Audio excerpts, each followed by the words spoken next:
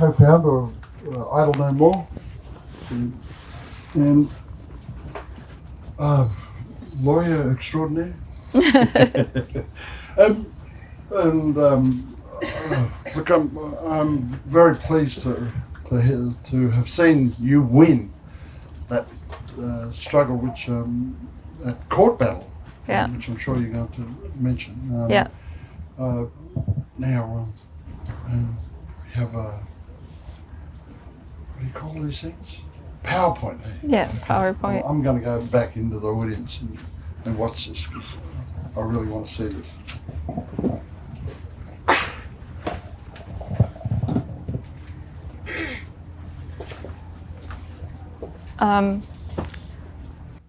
As Richard said, my name is Sylvia McAdam Saisiwium.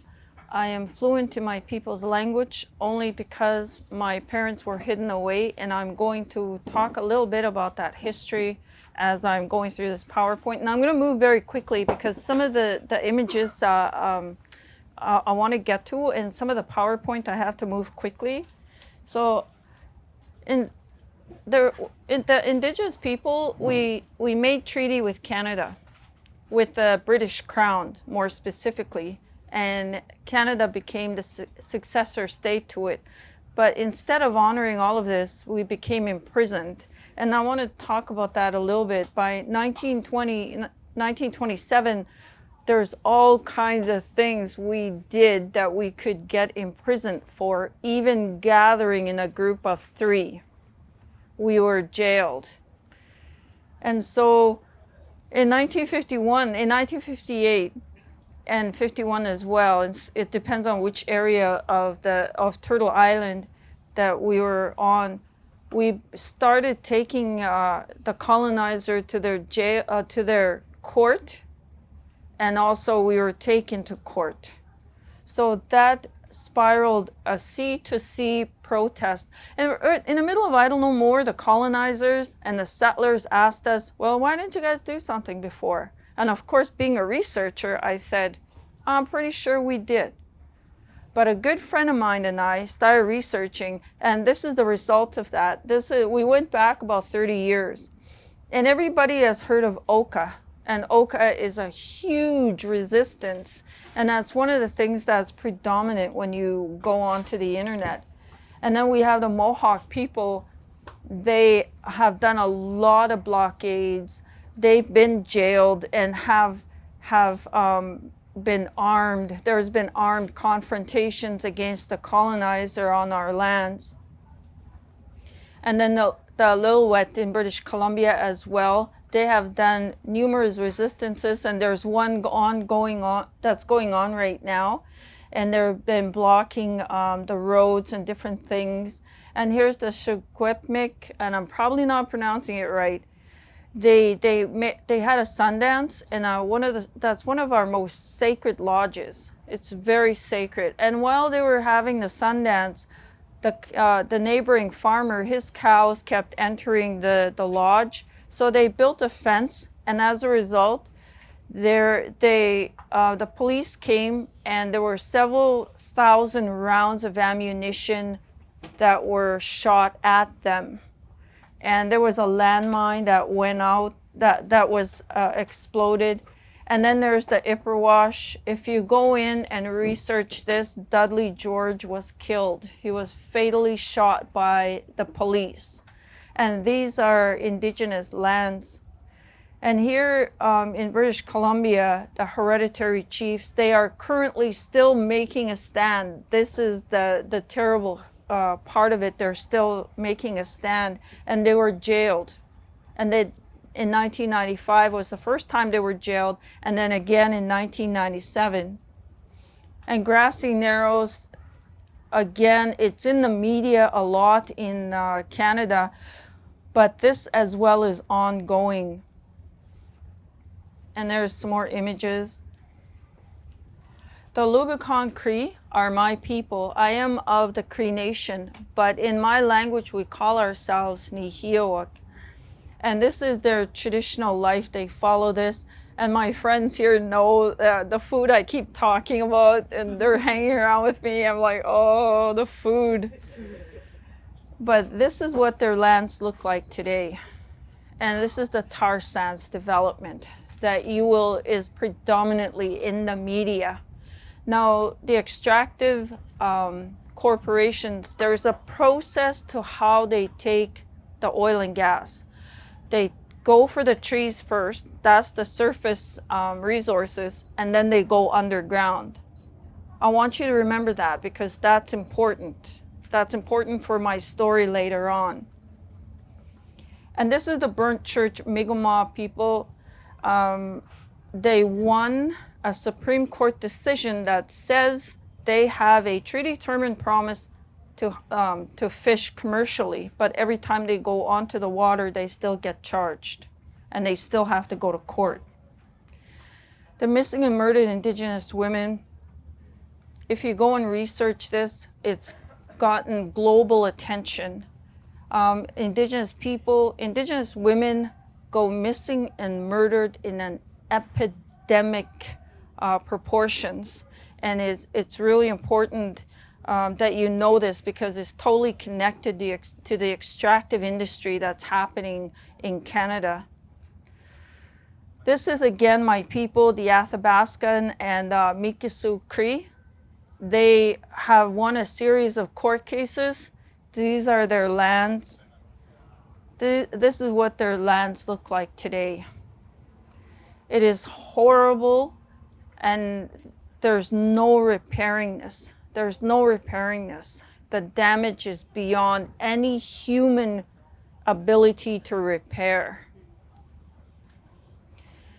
Again, the hereditary chiefs, they stood their ground on industrial salmon. These are salmon that are shipped all over the world, and they're toxic. They're not good for human consumption, and yet the Canadian state still ships them all over the world. And the Indigenous people are trying to prevent that from happening. And this one in particular, it just really bothers me. Again, it's Indigenous people trying to stop a ski resort from being built on their mountain. And this is treaty lands. So they built lodges on the road. The colonizer plowed through it, and they still built the ski resort. But as they were building it, they put up these signs. That's 2004. No Indians allowed. This is Caledonia. I was recently invited to a law conference there, and they asked me, what would justice look like? And they asked me, what would justice look like? And I answered, give the land to the Indigenous peoples. This is the clearest treaty that you could ever read. It is to the point, it's their land. But the colonizer still has that land. They refuse to give it up. So the Mohawk are a little bit courageous than we are. They burnt that bridge down. And as a result, the businesses were compensated, but the Mohawk still don't have their land. And we call these the KI leadership. There was development that was going to happen on their lands, and they refused. They didn't agree with the development or the consultation process. As a result, they were jailed. This is the leadership that was jailed, and they were in prison for 2 months. And after they were in prison, they had to pay the company to stay out of their lands. And this is what the development looks like from the sky when you're flying over British Columbia. And this is all the toxic sites all over our lands. And again, these are the images. El Sabuktuk. And then Bill C-45 happened. If you know anything about legislation and the Canadian state, they are using legislation now to eliminate Indigenous peoples also as a form of extinguishment and genocide. And this is the first bill in a series of very problematic bills. And then we didn't know each other. There was Nina Wilson, Jessica Gordon, Sheila McLean, and myself. And we said, we can't stay quiet. Silence is considered consent. Remember that. I know the colonizers, that's their law. And so it's probably happening in Australia, New Zealand. So if you're quiet, that's considered consent. But it doesn't work in cases of violence and sexual assault and children. It only works in reasonable-minded people like ourselves. That's the only time it'll work. So Idle No More happened. And then we went to Montreal, Edmonton, Toronto. And remember how cold Canada is? This was like minus 40. And we were still out there dancing. And then in Whistler, James Bay to Ottawa, Ottawa-Piscot, Cape Breton, Windsor, Vancouver and Victoria, Ottawa, Lethbridge, and the young people stood up. That's what made it really powerful. The young people stood up because they have the energy, like they have the creativity. You wouldn't believe some of the stories I could share with you. If I had more time, I would share them. But for now, this is just know that they're a powerful group of young people. And then it went international, across the Americas, overseas, by Twitter. And here's my story. That's my people's lands. Isn't it beautiful? Don't come there in the middle of winter. I love the winter. When it's minus 52, the trees sing a different song. It's beautiful. It's so beautiful. And this is what it looks like today. We made a symbolic blockade in the middle of this road on my family's hunting lands. These lands are supposed to be protected by treaty. My nephew and I, we made a shelter, and that one day, we had been out there for like 3 months. They came for the trees. The colonizer came for our trees. Remember? They go for the trees first. And so my nephew and I said, nope, we're gonna go out there, we're gonna live out there. They must have been watching us, because that one day we left and we're gonna go get supplies, and we were gone for about 4 hours. When we came back, my nephew has a really good sense of humor, so we were laughing and we're driving up there. And as we drove up, you see that sign that says no trespassing? Somebody shot that up. It wasn't shot up when we left. And if you know anything about weaponry, a .22 gun will not kill a human. It'll hurt you, but it won't kill you. Those are not the bullets of a .22 gun. That's a rifle. A rifle is lethal. It will kill you. It's meant to kill. So my nephew, we didn't say anything, we just went silent. And we drove up that road. That's where our shelter is. And that's my nephew in the red. He was only 12 at the time. And that's my other nephew. He came and went. My family supported this whole thing, but it was my nephew and I that went and lived out there for about 4 months. And so we went back to our shelter and we sat there. I think we went into automatic mode.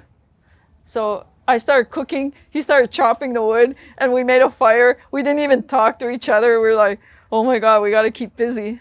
And then after we were done, after we ate, we sat down at the fire and we're looking at the fire. And then my nephew said, Auntie. I'm like, yeah, I'm scared. And he said, you know that was a death threat. And he's only 12, and he figured that out. And so I said, yeah, probably. And he said, I want to go home. So I said, okay. So we went home. It's about an hour's drive to the reserve that I'm registered in as an Indian under the Indian Act. It's about an hour's drive. We drove home. In the morning, the phone rings about 10 o'clock. And I pick it up. And again, it's like, Auntie. And I'm like, yeah, we have to go back. I'm like, yep. Got in our vehicle, we went back.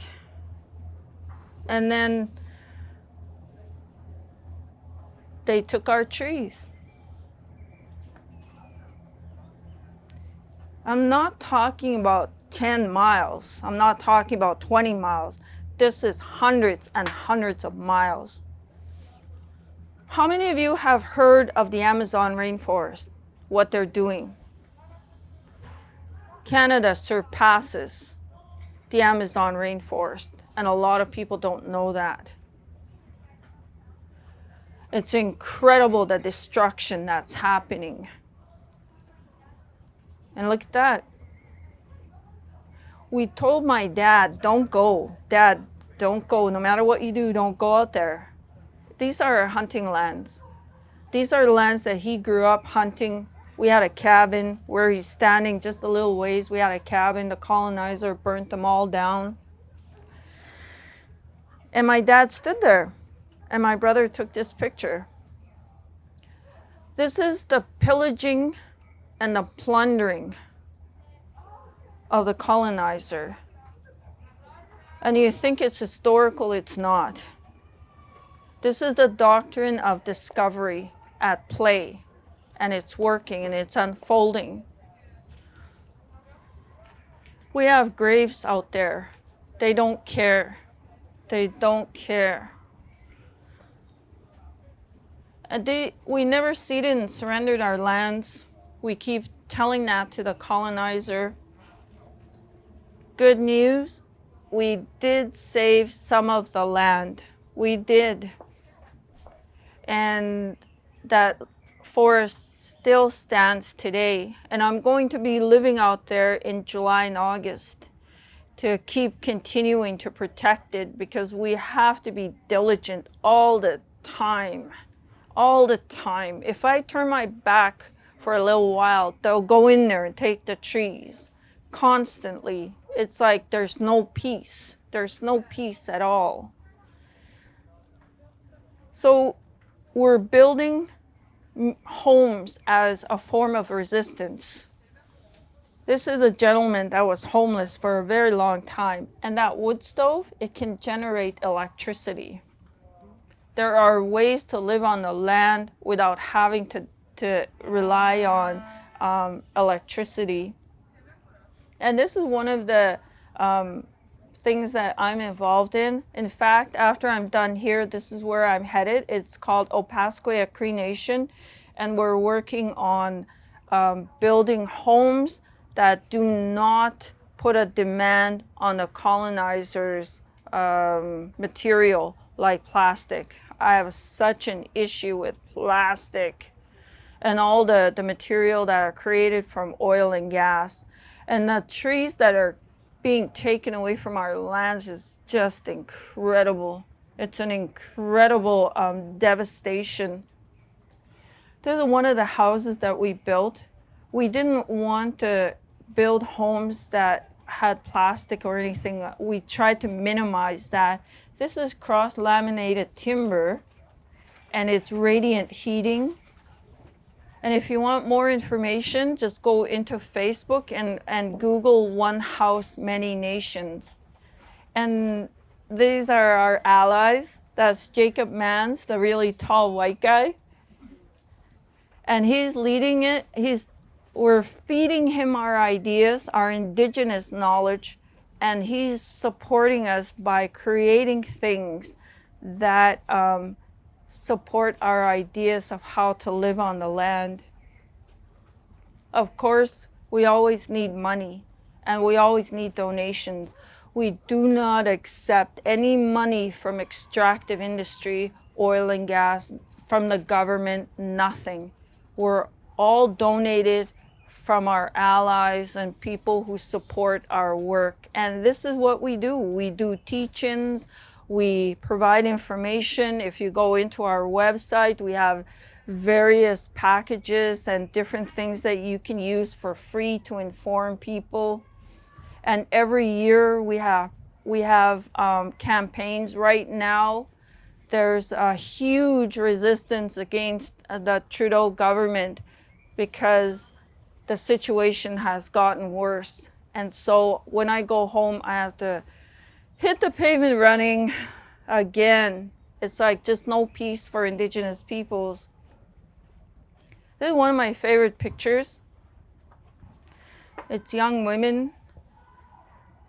We want freedom, liberation, and self-determination in this day and in this era. To talk that way is really problematic. I hope that I live to see that my people will have freedom, because right now we don't. We do not have freedom. There's an apartheid system happening in Canada right now, and it's called the Indian Act, and I'm subject to that. Come and visit me, and I will walk you through the lands that I'm describing here. I always invite people, but I'll be there for July and August. But you're welcome to come and see. I don't want anyone feeling guilty because of the information that I provide here. I want people, if you feel some form of guilt, feel it, let it go. Guilt has no place in a revolution, in a resistance. Hope, love, all of that drives me and the people I work with. And I don't want you to think that I work alone. I work with amazing people like Wanda, Richard, Sheila McLean, Alex Wilson, Janice McCocas. And you know what? It seems to be the people who seem to know the most injustice are the ones that I work with, and that's the LGBTQ community, Two-Spirit people, trans. They're the ones that seem to come and support I Don't Know More the most. I don't know what that is, but it's powerful, and I love them for that. So that's my presentation.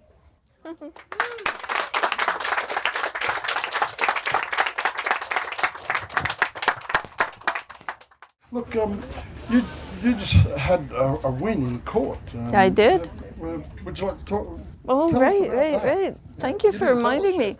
Okay, so my brother and I got charged. Remember I was telling you the shelter got burnt down?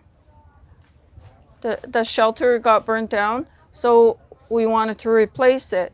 So the colonizer said, no, you can't. And we said, yes, we can. So it was back and forth like that for like 2 or 3 years. And we were like, yes, we can. So we started building, and they came and charged us. And these are lands that we have been on for thousands of years. But they wanted us, and for the people who are from countries who are doing this, they wanted us to get a permit from them first, after they burnt down our shelter. Okay, so we're gonna rebuild. They said, no, you need a permit from us first before you rebuild. And we said, no, we're not. We've always been here. And my people are buried just right there. And so we started building. They came and charged us. And then it was ongoing. We tried to talk some sense into them, didn't work. And then so we went to court. And we ended up in court, and it was back and forth. And then a decision came down. I really thought we were going to lose, because the judge looked directly at us and he said, Sylvia McAdam, Curtis McAdam, you are being charged with blah, blah, blah, blah, blah, right? I thought, oh my God. I kind of sunk into my chair. And then all I heard was, the Crown has failed this, and the thing I heard was, they failed to prove their jurisdiction. And we won.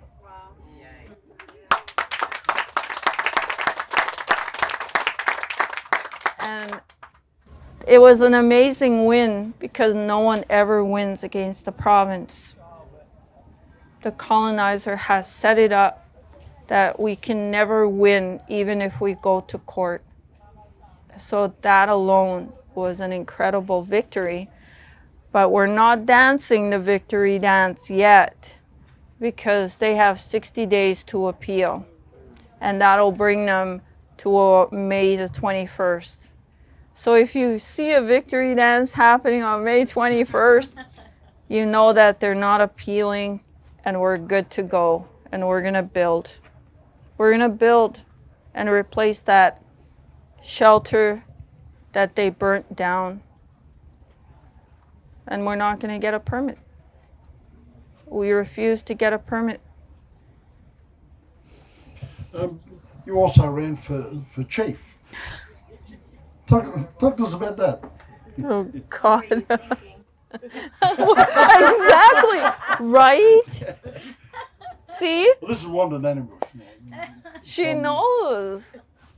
Like our systems, our leadership have mimicked the colonizers so well that we no longer need the colonizer to dehumanize and oppress us. We're doing that to ourselves so well that when I ran for chief, I'm not a politician. Let me be clear about that. But I watched on TV when politicians would go door to door, and I thought, I'll go door to door. That was crazy because I ended up finding children alone. I went to one home. I thought they were not home. And I drove up, and it was late evening. I drove up, and then it was dark. But I thought I sort of seen a fire going. And then I went up there, and here it was children building a fire outside trying to cook, and there was no electricity. You know, different things like that. And then I ended up at this guy's home, and it looked like it was a chicken coop. That's what it looked like. It looked like a chicken coop. But there was a car there. There was a car. And so I went up there, I knocked on the door, and I hear this voice say, "Bitugui." Bitugui means come in. So I go in, and it looked like someone dug a hole and put some boards together. And here there was this man living there, and he had been living there for 16 years. Imagine that in the cold, minus 52, and he was living in there for 16 years. So I told him, if I get in for chief, I'll try to do something, even if I don't get in for chief. And I didn't get in for chief, but I couldn't walk away. It was against my people's laws to walk away. So that's where the idea of one house, many nations came from. And we gave him a little mini home. But something happened that we learned from it, and that I want to share that with you. He would move into that, he would go stay in that little mini home and then go back to his chicken coop and then go, he was back and forth. And then we were like, what is going on with him? Like, what's going on? Why is he not moving in? And then a good friend of mine, one of my best friends has a psychology degree, and she figured it out.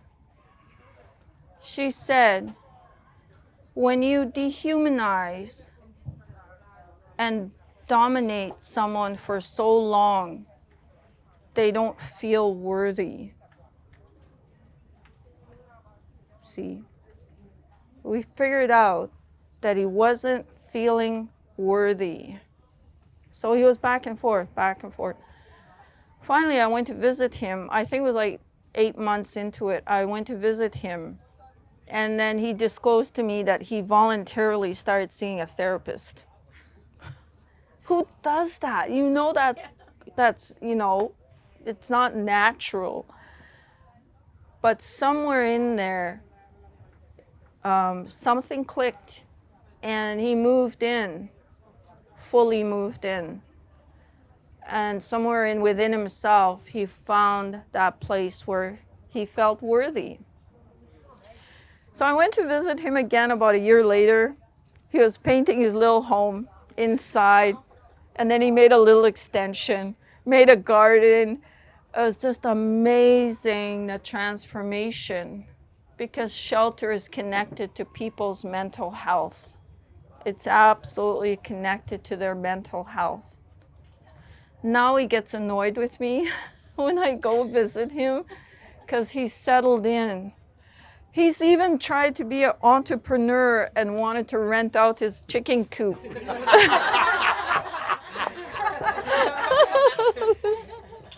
He's in the comedy now, though.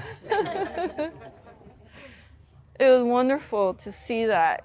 And I feel blessed that I get to see these amazing people, and I get to hear the amazing stories firsthand of this journey. And so I'm so grateful for the people that are involved with Idle No More and have supported it. They're the ones that drive it. Nice. Thank you very much, for sharing your stories with us.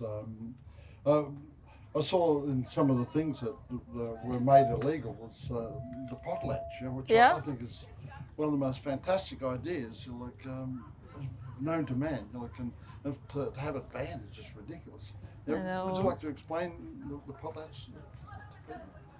Well, the potlatch is one of the British Columbia, the province of British Columbia. It's their most sacred ceremony, and that's where they give everything that they have, and it's to demonstrate their wealth by giving up everything in that ceremony, and so that got banned. And when it was banned, it created a void. Imagine being told you cannot ever go to church. You can't ever go see your therapist. You can't ever go sing a song ever again. That's what happened to my people. We weren't even allowed to sing. Imagine that. We were not even allowed to sing until 1958. 1958. Sing hallelujah. Well, we were allowed to sing that. Yeah, we were allowed to sing that. Yeah. And But isn't it, doesn't it go into a big pot? All these possessions go into a big Yes. pot, and Yeah. You have a turn, you come along and you reach in, whatever you grab out, that's yours. And so, yeah, and this is the best, the most valuable gifts that these people have, most valuable possessions that they have. They have to put it into the potlatch. yeah, That's part of the culture. So, and everybody who wins something, they, even if it's maybe just a little knife that somebody made, that person might have had the most wonderful gift in the whole potlatch, but that person who got that tiny little gift, would treasure that, because that is the most valuable person that gift or possession that person had. So it was a wonderful tradition. yeah. I had to give up my bike when I was 8.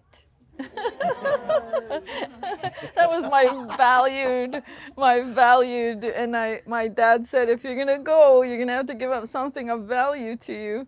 So I brought my bike and I loaded it up and gave it away. Well, let's thank Sylvia for her stories and